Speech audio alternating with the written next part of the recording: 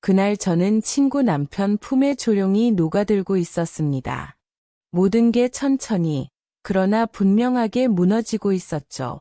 숨결 하나가 귓가에 닿자 마치 오래된 기억을 자극하듯 전율이 퍼졌어요.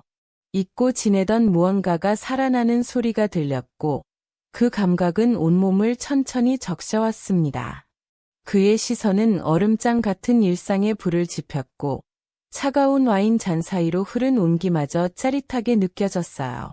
손끝 하나, 시선 한 줄기가 지나갈 때마다 마음은 달궈진 유리처럼 위태롭게 흔들렸고 그 미세한 떨림은 결국 균열을 만들어냈습니다.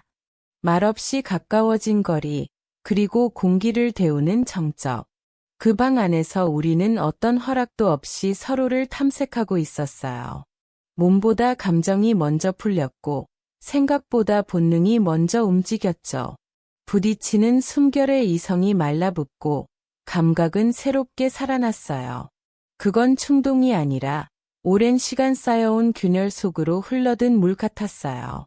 그저 자연스러운 흐름처럼 아주 조용히 그러나 뜨겁게 모두가 웃고 있는 거실 아래 우리는 숨죽인 열기로 뒤섞이고 있었습니다. 그건 계획된 것도 고의도 아니었어요. 그저 흐름에 맡긴 결과였고 그 흐름은 이미 처음 만난 순간부터 시작되고 있었던 걸지도 몰라요. 안녕하세요. 황혼의 비밀 연애입니다. 구독과 좋아요, 알림 설정 부탁드립니다. 오늘 이야기는 오랜 우정, 그리고 익숙함 속에서 피어난 금지된 열망에 대한 이야기입니다. 가정이 전부라고 믿었던 여자의 삶에 한 남자가 스며들었고 결국 모든 것을 바꾸게 된 이야기. 중년에 갈라진 틈 사이로 들어온 그 뜨거운 온기, 끝까지 들어봐 주세요. 저는 박혜정입니다. 신세디고 경기도 요곽에서 조그만 뷰티샵을 운영하고 있어요. 제 삶은 단정했어요. 일상의 리듬이 정해져 있었고 감정도 마치 따뜻한 커피가 식어가는 속도처럼 아주 천천히 무던히 흘렀어요. 남편과는 결혼 27년 차, 서로를 아는 듯 모르는 익숙한 타인이 되어 있었죠. 아이는 외국에서 일하고 있고요. 아침마다 혼자 커피를 내리고 저녁이면 남편의 TV 소리를 들으며 잠드는 삶. 외롭다고 말하진 않았지만 내 안에 무언가 텅 비어 있다는 건 알고 있었어요. 바람이 불 때마다 흔들리는 유리창처럼 내 안도 조용히 흔들리고 있었던 거죠. 그날 고등학교 동창인 미영이 연락했어요. 혜정아, 우리 집에서 생일 파티할 건데 꼭 와야 해. 늘 활달한 아이였고 결혼 생활도 잘해온 친구였어요. 그의 집은 대형 평수 아파트였고 남편도 능력 있는 광고회사 팀장이라 부러움의 대상이었죠. 파티도 항상 세련되고 여유롭게 꾸며졌고 손님도 많았어요. 그런데 그날은 소규모로 친한 친구들만 부른다고 했죠. 어쩌면 그게 시작이었는지도 몰라요. 거리를 좁히기 좋은 조용한 환경.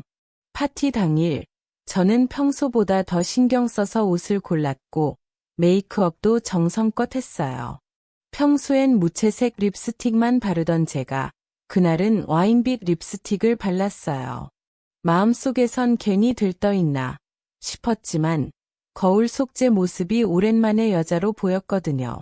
가게에 출근하는 여사장이 아니라 누군가에게 설렘을 줄 수 있을 것 같은 여자. 그런 느낌을 오래간만에 느꼈어요. 거실에 들어섰을 때 그가 있었어요. 미영의 남편, 송진혁.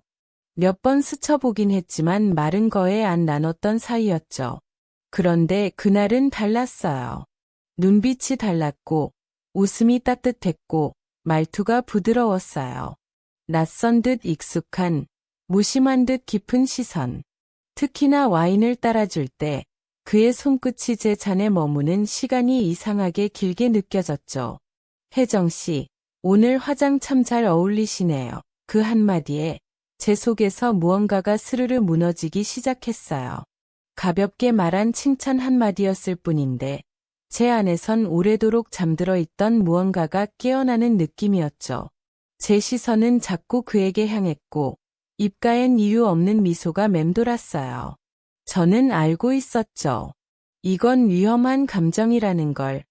그런데도 멈추지 못했어요. 촛불을 끄며 모두가 웃고 떠들던 순간 그가 제게 다가왔어요. 귓가에 낮게 속삭이더군요. 여기 너무 시끄럽죠. 조용한 방에서 잠깐 쉴래요? 그 말은 바람처럼 스며들었고 제 발걸음은 저도 모르게 그를 따라 움직였어요. 말릴 이유는 없었지만 그래도 잠깐 머뭇거렸어요. 하지만 제 발걸음은 이미 2층으로 향하고 있었어요. 방 안은 조명이 꺼져 있었고 커튼 사이로 부드러운 달빛이 흘렀죠. 진혁은 문을 닫고 조용히 저를 바라봤어요. 뭔가 말할 줄 알았는데 말은 없고 그냥 눈빛만 있었어요. 그 눈빛이 제 마음을 지식였어요. 마치 오랜 시간 기다려온 듯한 오래도록 참아온 무엇이 폭발하기 직전의 고요함 같은 느낌이었어요. 뒤로 물러서려는 유진은 침대 모서리에 닿은 순간 조용히 멈춰버렸어요. 등 뒤로 닿은 날선 목재의 차가움은 오히려 지금 이 상황이 얼마나 뜨겁게 달아올랐는지를 또렷이 깨닫게 만들었죠. 그가 다가오는 소리는 들리지 않았지만 존재감은 공기처럼 밀려들었어요.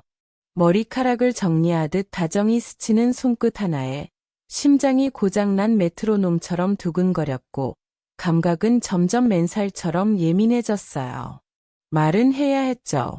이런 건 안 되는데. 그런데 제 목소리는 입안에서 맴돌다 바람처럼 사라졌어요. 바닥보다 가벼웠고 바람보다 무력했어요.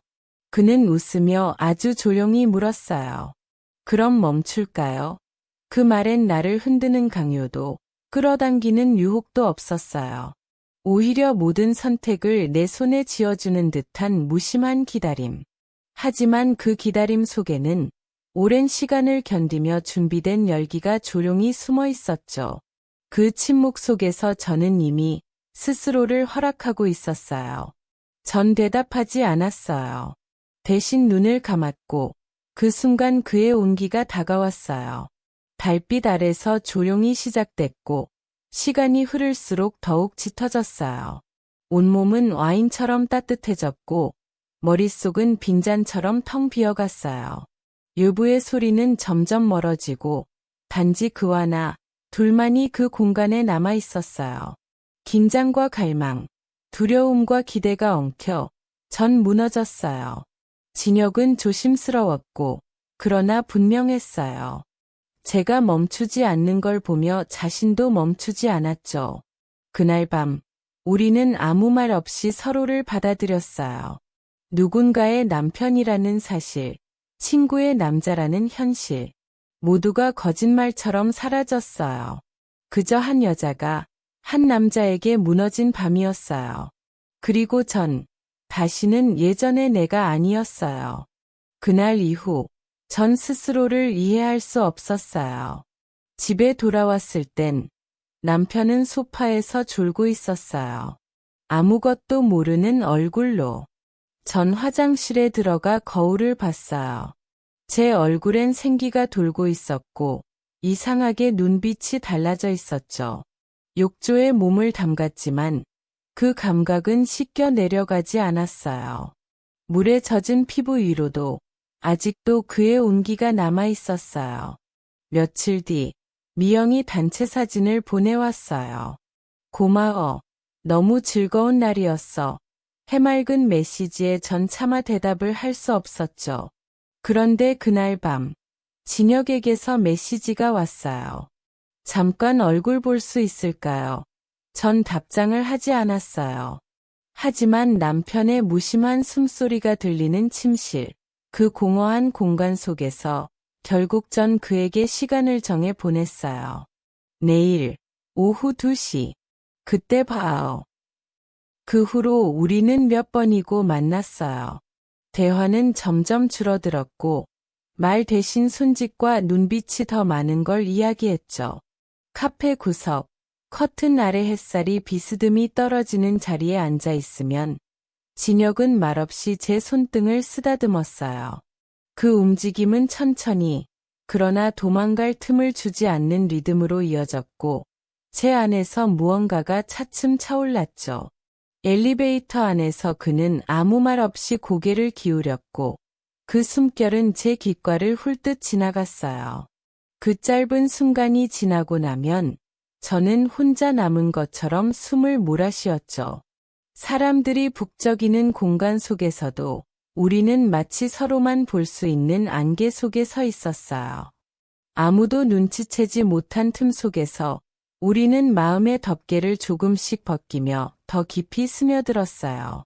체온이라는 단어조차 부족할 만큼 서로의 온도에 익숙해졌고, 감정의 숨구멍은 서로의 움직임 속에서만 열렸어요. 마주본 눈빛 하나에 호흡이 맞춰졌고, 아무것도 하지 않아도 그 자리에 함께 있다는 것만으로도 우리는 숨을 쉴 수 있었어요. 금기라는 경계는 이미 오래전에 무너졌고, 그 안에서 태어난 무언가는 저를 다시 살아 움직이게 만들었죠. 그는 제가 오랫동안 잊고 있던 살아있음의 증거였어요. 남편에게 미안한 감정도 있었어요. 그래서 더 친절하게 대했고, 더 다정한 아내가 되려 했죠. 하지만 속은 달랐어요. 화장대를 마주할 때마다 진혁의 손길이 떠올랐고, 립스틱을 바를 때면 그의 입술이 맴돌았어요. 거짓된 일상 속, 진짜 감각은 그 사람과 함께한 순간뿐이었어요. 그는 날 여자로 봐줬고, 나는 그 앞에서 다시 살아났어요. 그 관계는 익숙해졌고, 또 위험해졌어요. 우리는 점점 대담해졌고, 자주 만났어요. 누군가 눈치채진 않을까 조마조마했지만, 동시에 들켜도 좋겠다는 생각도 들었어요. 왜냐하면, 그가 내 삶에 들어온 후로 나는 다시 살아있는 기분이었거든요. 살아있다는 걸, 내 안에 뜨거운 피가 돌고 있다는 걸 그를 통해 매번 확인받는 기분이었죠. 그러던 어느 날, 미영이 저를 찾아왔어요. 평소 봤던 얼굴은 사라지고, 굳은 표정만 남아있었죠. 혜정아, 진혁이 요즘 이상하지 않아. 핸드폰을 항상 숨기고 다녀. 뭔가 촉이 이상해. 그 말을 듣는 순간 몸 안 깊숙이 숨겨놓았던 어떤 것이 차가운 손처럼 제 심장을 움켜쥐었어요. 그녀의 말은 날카로운 바늘 같았고 전 이미 그 바늘 끝에 피멍이 올라오는 걸 느꼈죠. 그 사람, 누구 만나는 걸까? 미영의 눈엔 막연한 의심보다는 확신이 깃들어 있었고 그 눈빛이 제 가슴팍 어딘가를 파고들었어요. 순간 저는 입을 다물 수밖에 없었어요. 모든 말이 목구멍 아래서 걸려 있었고 숨을 쉬는 것도 쉽지 않았죠. 내내 눌러왔던 죄책감이 마치 천천히 조여오는 밧줄처럼 숨통을 막았고 미영의 말 한마디, 그 눈빛 하나가 제 몸에 얼음물처럼 흘러내렸어요. 그날 집으로 돌아오는 길, 발끝에 닿는 아스팔트조차 무겁게 느껴졌고 제 그림자마저 땅에 짓눌린 듯 처져 있었어요.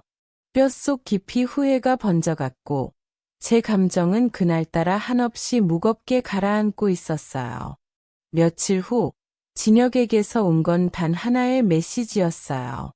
미안해요. 여기까지예요. 짧은 그 문장이 내 안의 모든 것을 일시에 무너뜨렸죠. 말줄임표 뒤에 숨겨진 감정과 핑계, 그리고 마지막이라는 단어의 묵직한 낯설미 숨통을 막았어요. 그 후 전 며칠 동안 내내 울었어요. 눈물이 멈춘 순간에도 마음은 마르지 않은 천처럼 축축해졌어요.